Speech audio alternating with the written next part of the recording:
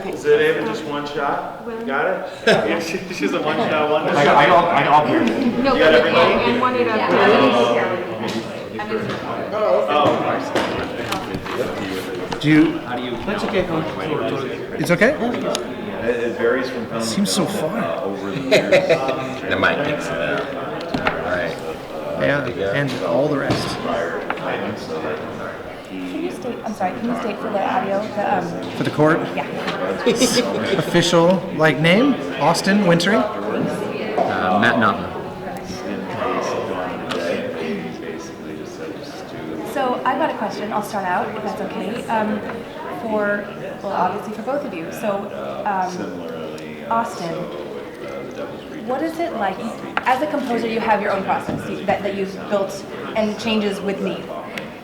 Very accurate. How does your process, when working with a director, how can that influence your process? Not just with what the end product ends up being, but can that affect how you go about changing instrumentation, changing character theme, etc.? Yeah, everything is subject to change based on the collaboration because different directors like to work different ways.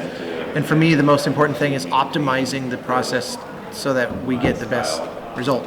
So some people are very hands-off and they're like, just send it to us when you're ready. You know, they love to just roll with it. And then other people are the diametric opposite of that, and they want to know why you chose this and that, and every single tiny little decision, and get in there and 50 alternate versions and all that kind of stuff, and then everything in between. And my attitude is like, I'm happy to roll with. I can find a way to express myself in just about any director's style, I think.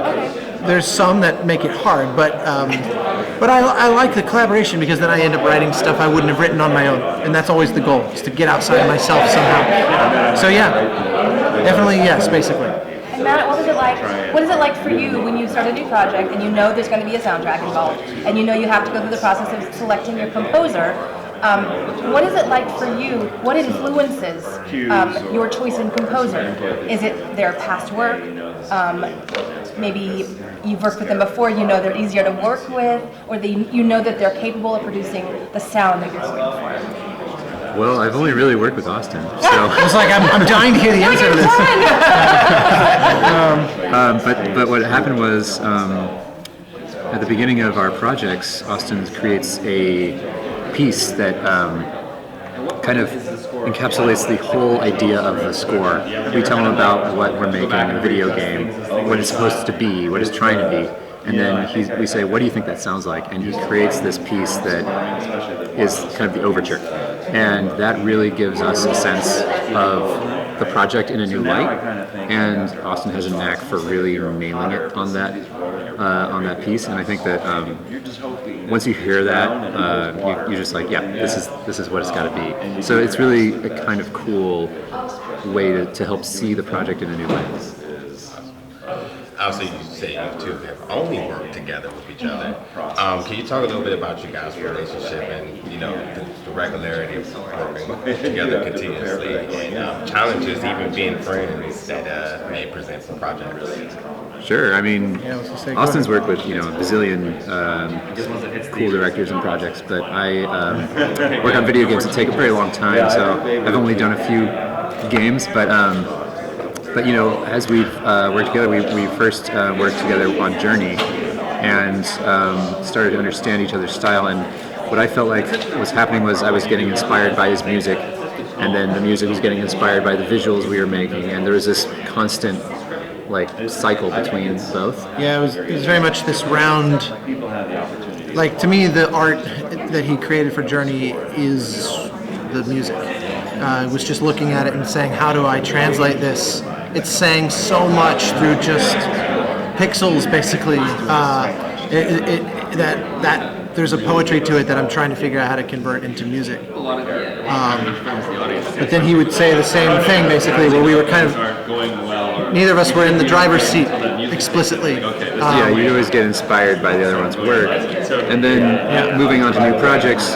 each project presents a new challenge because the game is a different kind of game. And how would you do it differently to make sure that the music fits here? How would you incorporate it into the dynamic state of the game and that sort of thing?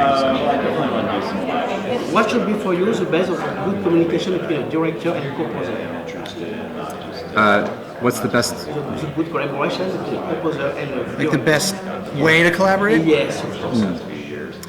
I think in video games, a lot of times composers come on to the project near the end when the game is more finalized, and it's like we know exactly what we need. We know how many minutes of music. That's not how we've worked together. I prefer, I prefer to have our sound team on early, so that even our beginning prototypes we can hear it, and that really influences the game design as well. There's a lot of things that we wouldn't have thought of, we wouldn't have felt it in the same way without hearing music accompanying it. And composers, they're smart guys, so they have a lot of good ideas, and it definitely, is very helpful to have them on early. And so that's kind of the best way for us to work, I think.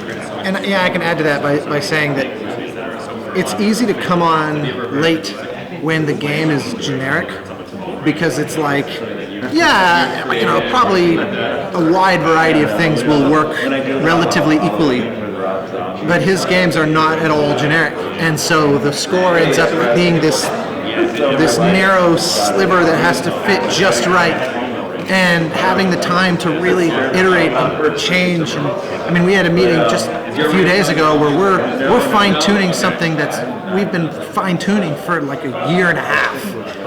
Because it's like, I think there's a slightly better way to do it. Okay, let's try that. You know what? This reveals a new way that's only 1% different, but maybe is a little bit better. And it's like, if you're not in early, there's no time for stuff like that. So you end up just shoving in whatever gets the job done, which is okay, but not ideal. Are we going in circles, or are you done with us? I'm happy to do one more. I just didn't know if she was gonna give us a one. Okay. Until someone comes along, we are at your disposal. For different projects, different directors, different showrunners, different people, artists, bring in composers at different points, right? Depending on either how it ends up or how they plan it. For yourself, how has it been working with Matt on these video games versus working in other media? Like basically films versus games. Exactly.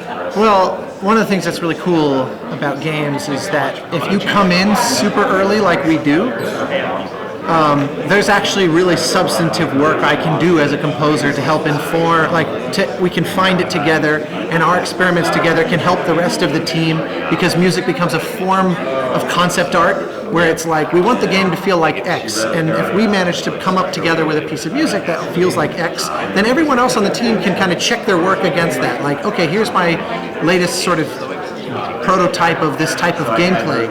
How does it make me feel? Well, does it make me feel like that piece of music did? If not, then maybe this needs more work. And of course, that goes both ways. Like, I'll play the game and I'll say, wow, that actually feels even more like what I'm going for than the music did.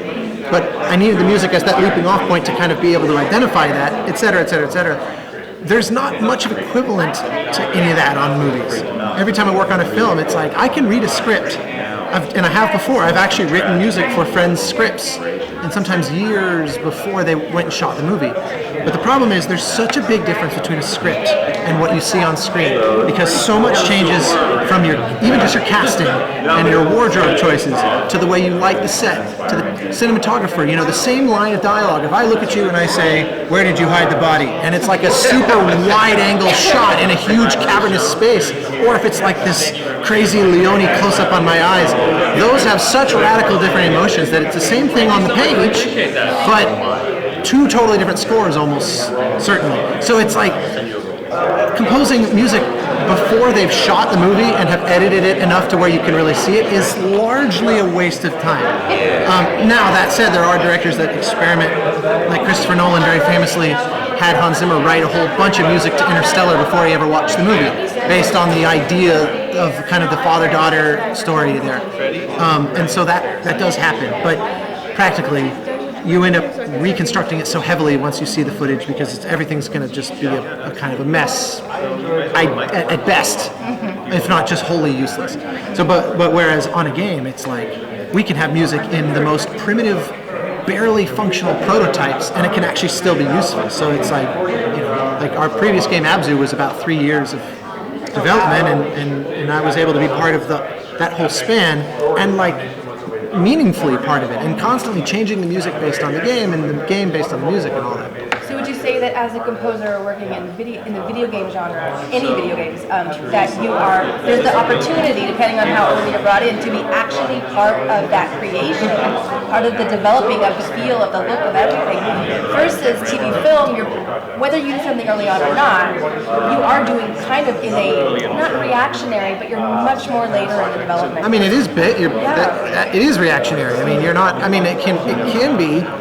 Like I said, I've given feedback to friends' scripts before, but that's just as a person who read words on a page.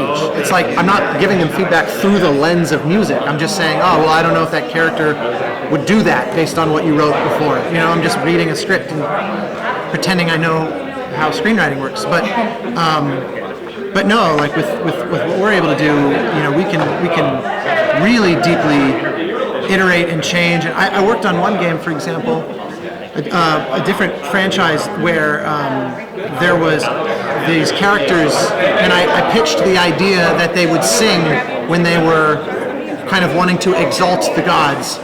And so that led to a whole discussion with the writer about, like, why do people sing? It was a fictional universe inspired by Viking mythology, and it was like, what if singing has like this sacred role, and people only do it under very specific circumstances? It's not a hobby. It's not it's like religious in nature only, within the nature. So I was able to actually kind of change the lore of the world just because it seemed like a cool place to put music, and then it led to this deep dive of a discussion about like what the role of singing would be. So that you can't do that on a movie unless you're like co-writing the script or something. So yeah, no, it's awesome to be able to be part of it,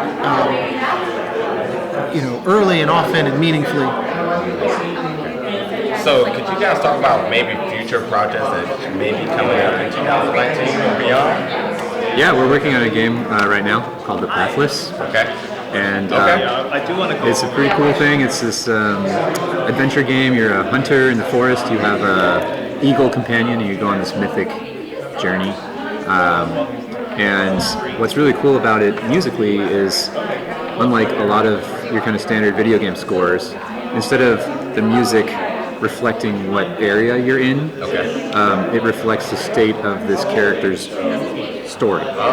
So as you go through the game, the music evolves because the character's arc evolves, and that gives it much more of a cinematic quality. I was literally about to say that. Yeah, because like, if you imagine a movie where they scored it based on like, oh, the characters go in this room, there's always this soundtrack in that room. It's like, that's insane, right? That's right. But like that's how video games are. So like we're trying to do it. It's a total failure of storytelling from most games, I think, because of that. And it's this kind of it's just this kind of simple idea, but we're trying to take it into the next level, and in order to do that, you really have to think about it differently. And so I think that The Pathless is going to have this really cool dynamic score. So we're really excited about it. Oh, good. Are you guys 3 different outlets here, all kind of tag teaming? Where? The Outlander podcast and the All Souls podcast. I'm JBS from Washington, D.C. Media Online and YouTube channel. I am Boris from France, near Paris. I would never have guessed. And my website out movies, music, series, and workshops. Cool. Thanks so much. It just dawned on me about halfway through that. I was like, I actually have no idea who we're talking to. Thank you. No, thanks, guys. Thank you so much. Thank you. I'll bring another pair for you. Sure. So this is really for a photographer. You're going to do Can I get the shot at? shots together and then individual shots. Let's see if I can. Together? There we go.